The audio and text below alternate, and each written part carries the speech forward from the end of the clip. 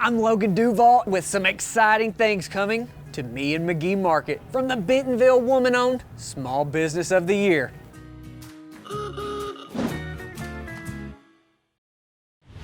My name is Lauren Blanco. I'm the co-founder and CEO of Markham Fitz Chocolate. We're here at the 8th Street Market in Bentonville, where we make chocolate from scratch and a lot of other desserts, confections, drinks, and all the good stuff.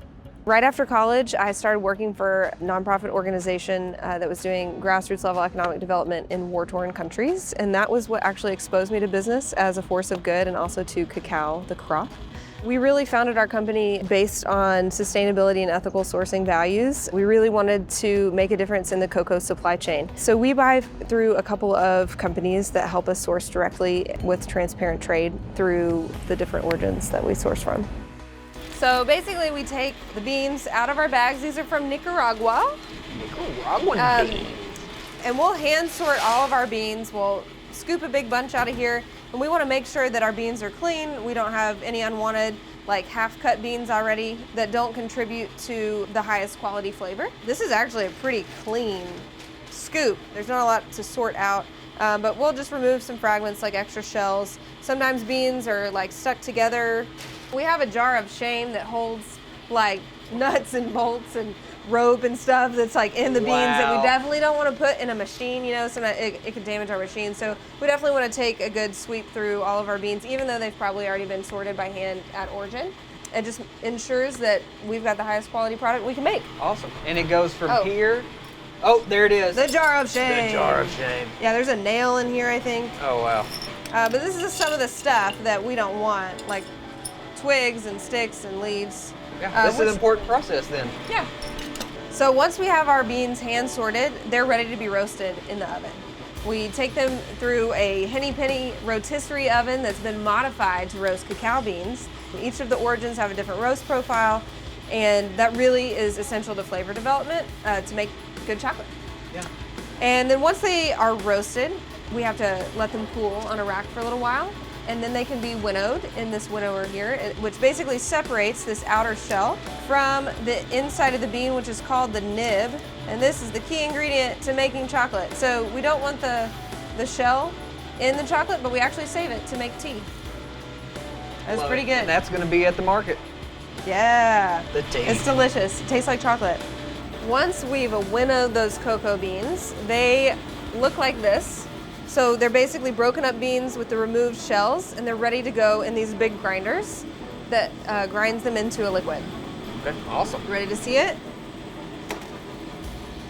So we unveil the chocolate being made. You can take a big whiff. You can smell some volatiles. So the process of grinding releases volatiles from the cocoa beans. It helps make the chocolate taste good.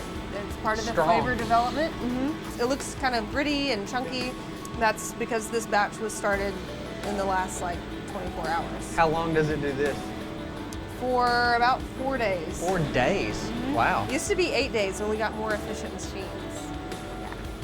Technology. Yeah, but this is like one of my favorite smells in the world. Sometimes I just come and smell the grinders. It's delicious. So it'll go from this chunky to a smoother? Yeah, I can show you this other grinder. Oh yeah, big difference. Yeah, you can see the difference this has. Looks like it has some milk powder added or some dairy-free milk powder. You can see it's been grinding a little bit longer. Has a different smell to it if you want to take a whiff. Not nearly as strong. Yeah. So a lot of those kind of aromatic compounds have been released, and it's a little bit more smooth, probably ready to eat. All right, Lauren, how do we make the tea?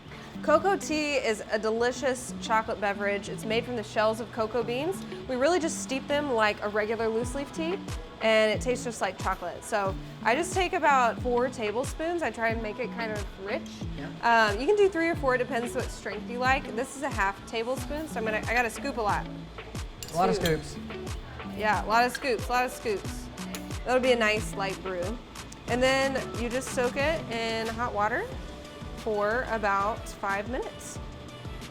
Very, very similar to making tea. Oh yeah.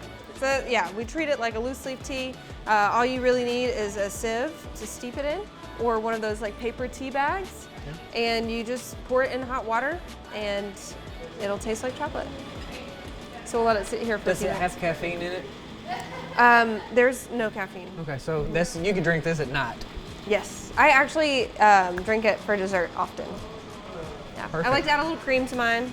You can sweeten to taste. It's kind of bitter on its own, like an unsweetened tea. Yeah. But you can sweeten it to taste. You can add honey, cream, whatever you like. Love it. Excited to bring in a new partner to the market and highlight another Arkansas business with all kinds of passion. Learned a lot about chocolate. Excited to get it on our shelves.